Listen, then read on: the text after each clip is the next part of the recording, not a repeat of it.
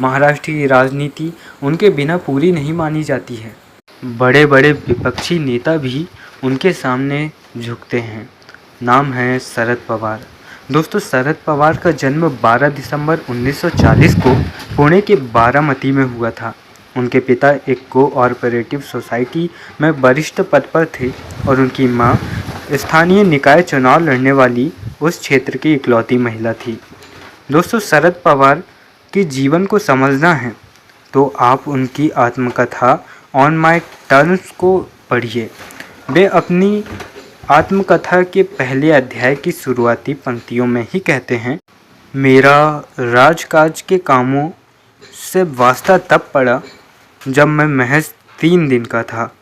माँ शरदबाई गोविंदराव पवार गोद में उन्हें लिए पूरे स्थानीय निकाय की एक मीटिंग में हिस्सा ले रही थी और यह घटनाक्रम उन्हें उनकी माँ ने सुनाया था। राजनीति शरद पवार के खून में है। समय, मौसम और हालातों की परवाह किए बिना आम लोगों से संपर्क बनाए रखने की कला शरद पवार ने अपनी माँ से ही तो सीखी है। उनकी बेटी सुप्रिया सुले कहती हैं कि उनके बाबा रात में कितने ही बजे सोएं, लेकिन वे सुबह 7 बजे तैयार होकर आम लोगों से मिलना जुलना शुरू कर देते हैं। हवाई यात्राओं के बजाय शरद पवार ट्रेन या सड़क मार्ग से सफ़र करना पसंद करते हैं ताकि ज़्यादा से ज़्यादा लोगों से मिल सकें। दोस्तों, शरद पवार 6 दशकों से राजनीति में सक्रिय हैं और महाराष्ट्र में ही क्या पूरे देश में जब बड़ी राजनीतिक हलचल होती है तो उसमें शरद पवार भी हिस्सा बनते हैं। दोस्तों, सियासी जानकार कहते हैं कि उनकी हाँ का मतलब ना होता है तो ना का मतलब हाँ। शरद पवार पुणे कॉलेज से ग्रेजुएट से उन्होंने कॉमर्स में स्नातक किया पुणे से। दोस्तों, उस समय के लोग बताते हैं कि पवार की कॉलेज के दिनों इतनी पैठ थी कि दूसरे कॉलेज में छात्र संगठन पवार पैनल नाम से प्रचार करते थे। 26 की उम्र में पहली बार उनका राजनीति से सामना हुआ और वे विधायक बने। 38 साल की उम्र में वे महाराष्ट्र के सबसे युवा सीएम बन चुके थे। इसके साथ ही वे मुंबई क्रिकेट एसोसिएशन के अध्यक्ष, बीसीसीआई चेयरमैन और आईसीसी प्रेसिडेंट भी रहे।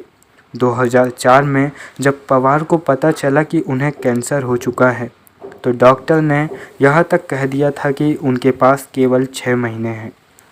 हमेशा तंबाकू की लत से ग्रसित रहे पवार ने अपनी बेटी के कहने पर तुरंत तंबाकू छोड़ दिया था। दोस्तों, अब शरद पवार नशा के खिलाफ लोगों को जागरूक करते हैं। दोस्तों, उनके व्यक्तिगत जीवन की बात करें तो उनकी पत्नी का नाम प्रतिभा पवार और उनकी बेटी का नाम सुप्रिया सुले है।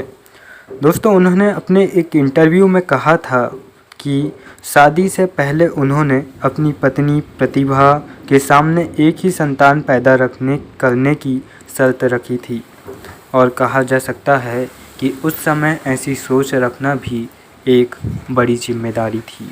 उनकी पत्नी प्रतिभा पवार पूर्व क्रिकेटर सद्दू सिंधे की बेटी है। वे राजनीतिक जीवन में 1967 से 1990 तक बारामती सीट पर काबिज रहे। उसके बाद यह सीट उनके भतीजे अजीत पवार के पास चली गई और अब तक उनके भतीजे ही यहाँ पर से विधायक है। उनकी बेटी सुप्रिया सुले 2009 से बारामती की सांसद है, यानी 1967 से अब तक बारामती में पवार परिवार का शासन है। दोस्तों, उनकी दोस्ती के बारे में भी बेहद बड़ी कहानियाँ बनाई जाती हैं और उनके दोस्त थे शिवसेना के बाला साहेब ठाकरे। वैसे तो राजनीतिक क्षेत्र में वे एक दूसरे के बड़े विरोधी थे, लेकिन वे एक गहरे मित्र भी थे। राजनीतिक विरोधी लेकिन उतने ही अच्छे दोस्त भी वे बने थे। दोनों की दोस्ती की शुरुआत 1950 के समय हुई, जब ठाकरे कार्टूनिस्ट और पवार यूथ कांग्रेस में थे। मित्रता के कारण 2006 के राज्यसभा चुनाव में सुप्रिया सुले के खिलाफ, जो कि पवार की बेटी थी, शिवसेना ने कोई उम्मीदवार नहीं उतारा। 1966 में शिवसेना के गठन के लिए होने वाली चर्चाओं में अक्सर शरद पवार भी शामिल हुआ करते थे। दोस्तों, यह बात तो हर तरफ जग जाहिर है कि वे एनसीपी के राष्ट्रीय अध्यक्ष हैं, लेकिन 1978 में कांग्रेस के बंटवारे के बाद पवार दूसरे गुट में चले गए। पर महाराष्ट्र में जनता पार्टी को सत्ता से दूर रखने के लिए इंदिरा गांधी की कांग्रेस से गठबंधन कर लिया, लेकिन पहली बार सीएम जनता पार्टी के समर्थन से बने शरद पवार। जब 1999 में सोनिया गांधी के विदेशी मूल का मुद्दा उठाने पर पवार को कांग्रेस से निकाल दिया गया, तब उन्होंने 1999 में एनसीपी का गठन किया।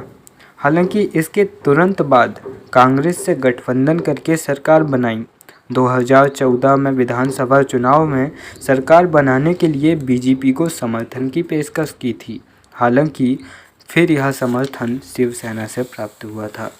दोस्तों, अभी भी जो महाराष्ट्र की मुख्य सरकार है, श्री उद्धव ठाकरे सरकार, उसमें एनसीपी और कांग्रेस का समर्थन व गठबंधन है।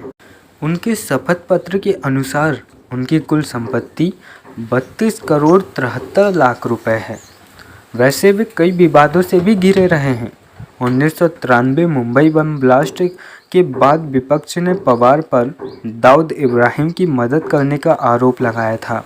2009 में शक्कर और 2011 में प्याज आयातकर्ताओं को लाभ पहुंचाने के लिए कीमत में बढ़ोतरी का आरोप उन पर लगा था। वहीं 2007 में गेहूं आयात में धांधली का आरोप था।